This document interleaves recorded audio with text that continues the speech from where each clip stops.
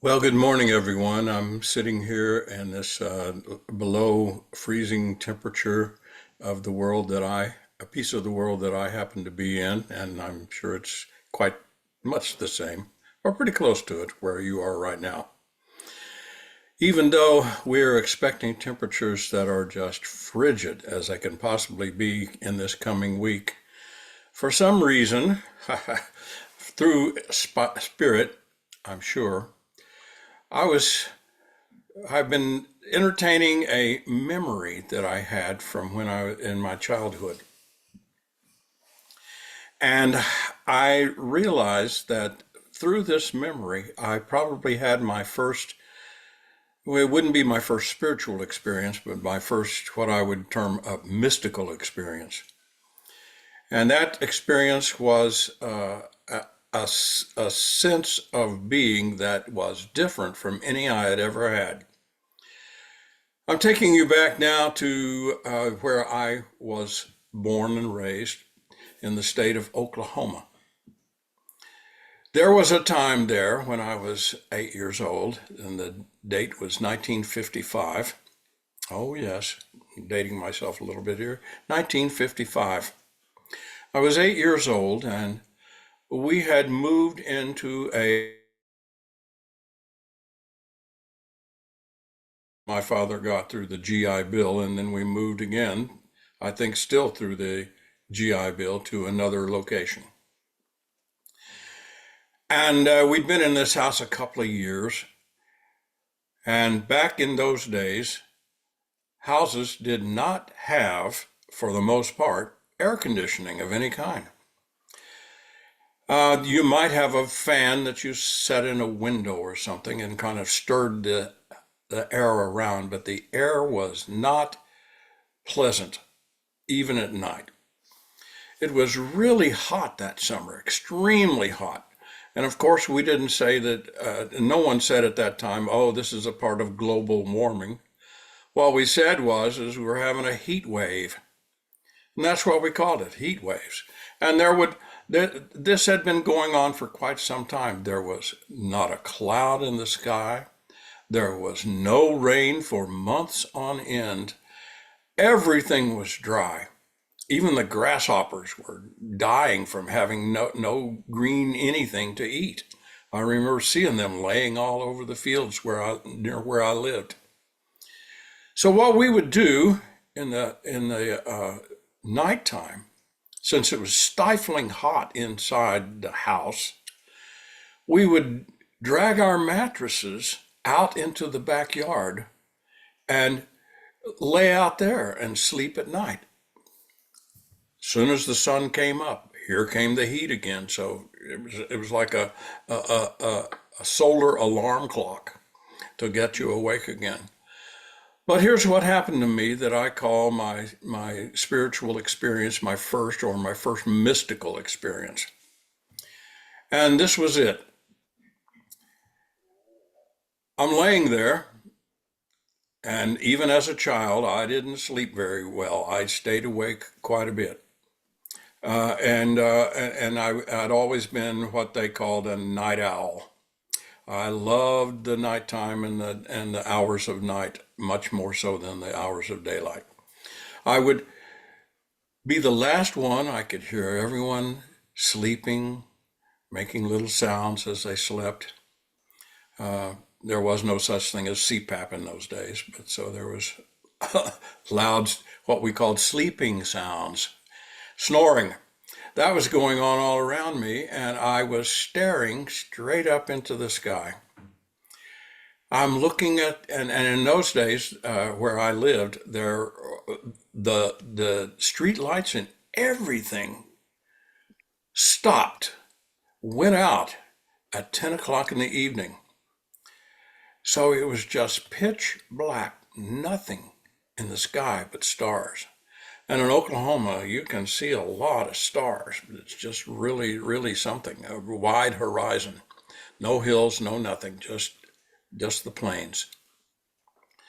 I'm laying there by myself, 8 years old, staring up at the sky, and suddenly I had the odd feeling, almost like an hallucination, that there was not a mattress under me. And I was no longer staring up. I was simply staring out at all the stars and everything in the cosmos. And the mattress was gone. I was not a victim or a participant in gravity at all. There was not only no mattress, there was no earth. There was no planet behind me. Nothing. Just me and the stars. And I suddenly realized I and these stars are one. I'm just floating in space. I am, as Joni Mitchell said, we are stardust. I was stardust. I was made from the dust of the earth, yes, but there was no earth. There was simply me. And I thought this was such a wonderful experience. I tried to recreate it night after night, and it didn't come. It didn't come. It was just one of those moments when my mind, my brain, everything just blended in with all that is. That's a mystical moment when you have that feeling. Many of you have probably had that at some point for some reason. That was my reason. I thought this was such a wonderful experience.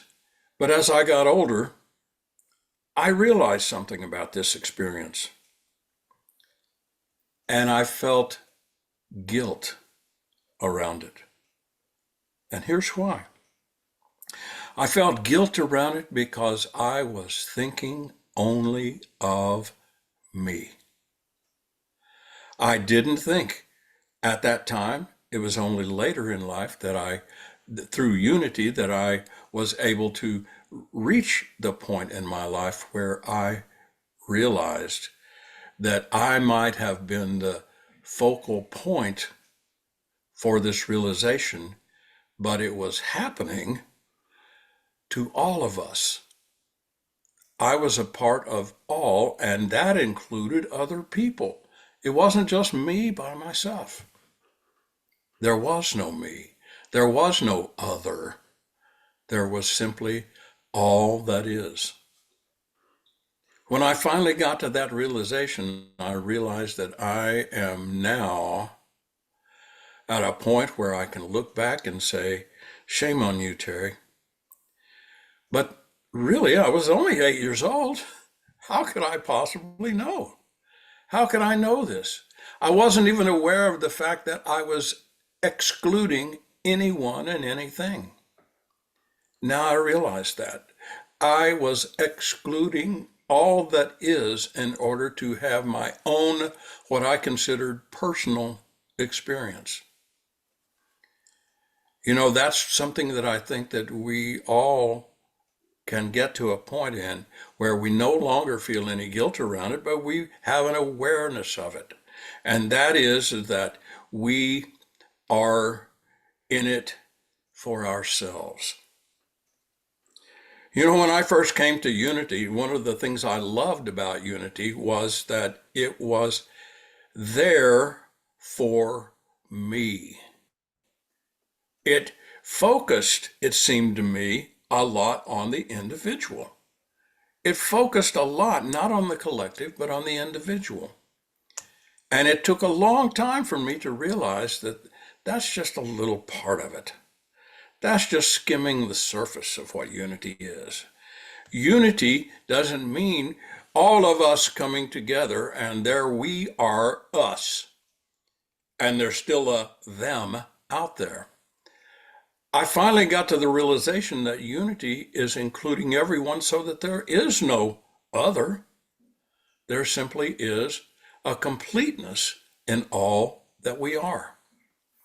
That's what true unity is. True unity is the understanding that there is no other. When we realize that, then we get to the point where we realize that when we speak of spirit, God, creator, whatever you wish to call it, we aren't speaking of something that is ours and nobody else can have it or nobody else can understand it, and that we are separate from something. That very thought, that very understanding that we have around what we call God, is an understanding that it includes everything and is a totality in and of itself. It's a oneness. It is a unity. It took me a long time to realize that, and I finally am now starting to get it. By the way, I've forgiven myself for ever having the thoughts. I've forgiven myself completely and said, "You were just a kid, come on." The part, though, that stuck with me was, even though I was just a kid, I was still thinking as a child. When I was a child, I thought as a child. I acted like a child. And it took me a while to finally wake up to the idea, to gain a little bit of spiritual understanding that there is in this oneness the idea that there is no other. We have leaders and have had leaders for millennia who believe in us and them, believe in us and the other. They put labels on people, their own brothers and sisters, spiritual brothers and sisters, to the point that they have wars, they have conflict, they have a sense of being better than. All of this is a complete farcical illusion. But for years and years, as I said, millennia, for as long as any of us can remember, we've had this idea of separation. This idea of separation. In unity, we're taught that hell is a sense of separation. This is what creates a difference, and this leads us to be in a place where things are finite, smaller than they really are. Our expression of life should be a turning away from this and a turning toward the idea that we're all really one. It's tough to do in these times, this political environment, the different things that might occur in our world, the wars and rumors of wars, the earthquakes, the storms, the changing of our climates, the changing of the way that things in which we live. But we must remember that this has been going on a long time. And this isn't necessarily all that is going on. It's just a blip in the history of it all. Let's try to view it that way. Let's try to get to a point where, as we stare into the cosmos, we see ourselves as a part of it all, and that part includes all the parts of it